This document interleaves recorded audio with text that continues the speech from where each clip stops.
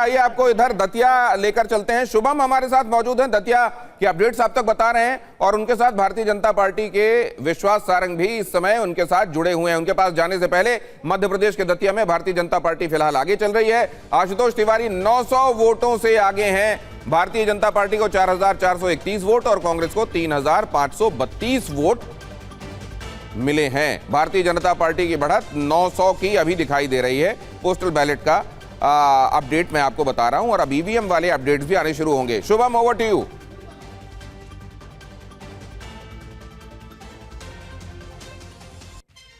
शुभम, क्या कह रहे हैं विश्वास जी? उनको विश्वास है यही तब्दील होगा नतीजों में भी? दिनेश जी पूछ रहे हैं कि विश्वास जी को विश्वास है कि पूरा पहले दिन से विश्वास था, विश्वास है। भाजपा जीतेगी, माई की कृपा रहेगी। दतिया देखिए पीताम्बरा माई का स्थान है और वहाँ पर कमल खिलेगा। आशुतोष तिवारी जी विधायक बन रहे हैं और जो भी 3 राउंड 4 राउंड की तो मुझे खबर है, आपके पास शायद ज़्यादा की खबर होगी। हर राउंड में भाजपा बढ़ती जा रही है और लगभग 15 राउंड है, भाजपा जीतेगी, अच्छे से जीतेगी। राजेंद्र भारती को कल पार्टी से निकाल दिया गया, कहा गया कि वो भीतर घात एक तरह से। देखिए ये तो पीसीसी का पद बरकरार रहे इसलिए काम हो रहा है और हार का ठीकरा किसी कांग्रेसी पर फोड़ दो जिसमें अपना पद बचा रहे, ये कांग्रेस की गुटबाजी है, गिरोहबाजी है। पर जनता ने पहले ही मन बनाया था, हम तो पहले ही कहते आ रहे थे कि भाजपा जीत रही है, इसमें कहीं कोई डाउट नहीं था। दतिया में जनता ने मन बनाया और भाजपा जीती है, दिख रहा है। नरोत्तम जी के ना होने से कोई फर्क पड़ा? नरोत्तम जी ने तो काम किया। अच्छा, मुख्यमंत्री, 2 केंद्रीय मंत्री, 12 मंत्री, पूरा संगठन, इतनी लंबी लिस्ट है, प्रचार प्रसार में सभी को उतरना पड़ा, यानी कहीं ना कहीं चुनौती भरा तो चुनाव। चुनौती नहीं, देखिए भारतीय जनता पार्टी हर समय चुनाव को बहुत सीरियसली लेती है क्योंकि जनता के बीच हम जा रहे हैं अपने कार्यक्रमों को लेकर, अपने विचार को लेकर, तो हम क्यों नहीं मेहनत करेंगे? इसमें बुराई क्या है?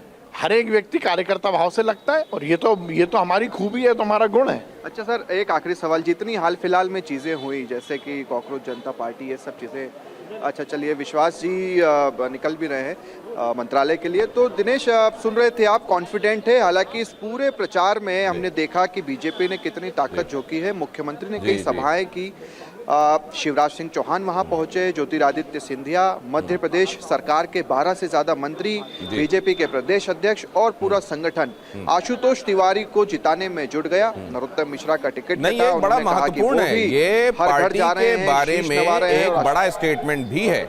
इतने कद्दावर नेता का, उसके समर्थकों का एक समय ये दिखाई देना कि वो खिलाफ हो गए हैं, बागी हो रहे हैं, और उसके बाद उनका सबका अनुशासन वाली लाइन पर आना और अपने कैंडिडेट के लिए मेहनत करना बहुत बड़ा संकेत है। इसकी दूसरी पार्टियों के लिए इसमें एक बड़ी मैसेजिंग है।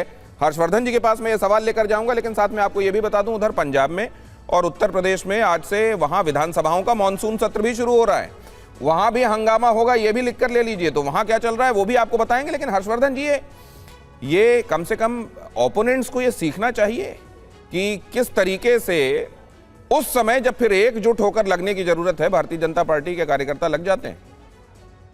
नहीं, देखिए इसमें तो कहीं कोई संदेह नहीं है कि बीजेपी ये काम कर लेती है, लेकिन इन चुनाव में बांकीपुर और दतिया पर जो टिकट दिया गया वो कोई बहुत सामान्य घटना नहीं थी। ठीक है, बाद में आपने कार्यकर्ता लगा लिए, परिणाम क्या होगा वो उसके बाद तय होगा, सीटों पर उनकी पकड़ क्या है, सत्ता है, वो अलग बात है। लेकिन टिकट बंटवारे ने जो स्थिति पैदा की थी वो बीजेपी के लिए बहुत अच्छी स्थिति नहीं थी, चाहे वो बांकीपुर हो चाहे दतिया हो। दतिया में आपने अपने सबसे कद्दावर नेता का टिकट काट दिया और बांकीपुर में जो राष्ट्रीय अध्यक्ष की सीट थी वहां कोई एक प्रत्याशी आता है, फिर अचानक वो बदल दिया जाता है। आज तक उसका समीकरण मुझे नहीं समझ में आया। और जो अभी दिख रहा था, हालांकि मुझे अभी भी लगता है कि अंत होते होते बांकीपुर भी थोड़े अंतर से ही सही, लेकिन बीजेपी जीत सकती है। जो अभी दिख रहा है इसको जरा समझने की जरूरत है। और अगर ये हुआ, मैं अगर इसलिए लगा रहा हूं क्योंकि प्रशांत किशोर बात करना अलग बात है, लेकिन उसका कोई जमीनी परिणाम अभी तक नहीं दिखा पाए। अगर प्रशांत किशोर वहां बांकीपुर में जीतने में कामयाब हो जाते हैं तो भारतीय जनता पार्टी के लिए एक चिंता होनी चाहिए और साथ में राष्ट्रीय जनता दल के लिए भी एक बहुत बड़ी चिंता होनी चाहिए। क्योंकि जैसे हम कई बार कहते हैं ना कि सत्ता हमेशा एक ही पार्टी के हाथ में नहीं रहती, तो विपक्ष का भी पूरा का पूरा ठेका या कहें कि लीडरशिप एक ही के हाथ में होगी। और इस चुनाव के समय जो विधानसभा उपचुनाव था, तेजस्वी यादव विदेश में छुट्टियां मना रहे थे, ऐसा खबरें सुनने में आई।